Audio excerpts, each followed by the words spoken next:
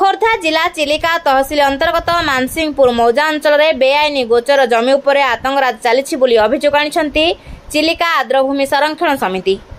सेमाने कहवा मुताबक किछि मुष्टिमेय व्यक्ति सरकारी गोचर जगह को निज हाथ में अतियार करी प्लटिंग करी निरीह गरीब व्यक्ति को बिक्री कर जाउछि। दीर्घ दिन धरी मानसिंहपुर ग्राम में सरकारी जगह को अतियार करी माड़ी बसिछंती।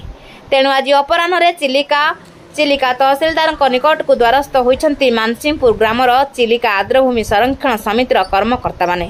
एक लिखित अभियोग आधार रे एडिशनल तहसिलदार को देबा परे संगे संगे स्वर्ण आरआई को तदंत पाई निर्देश देछंती बोली सूचना मिलछि। आज मानसिंहपुर मौजार किछि लोक आसीथिले ग्रामवासी आसीथिले से लिखित आकार गोटे अभियोग पत्र देइछंती जो चिलिका आर्द्र संरक्षण भूमि रही सेठी किछि माफिया माने तांको कहवा कथा किछि माफिया माने सेठी मन इच्छा माटी खोली नउछंती आ ताको मध्य बिक्री करबा ପାଇଁ चाहउछंती। ए खबर सुनला परे ताको ए एप्लिकेशन फॉर्म को संगे संगे मध्य आरआई के पाक फॉरवर्ड करा जाईछि एवं तहसील प्रशासन पक्षरु जहाँ भी कार्यानुष्ठान निया जिवा कथा हम निश्चित भाव दृढ़ कार्यानुष्ठान नब।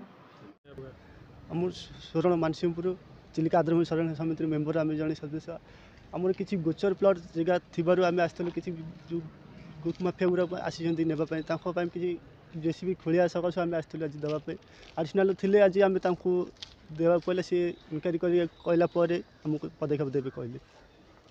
खोर्धा जिला प्रतिनिधि संग्राम रणा रिपोर्ट प्रयाग खबर।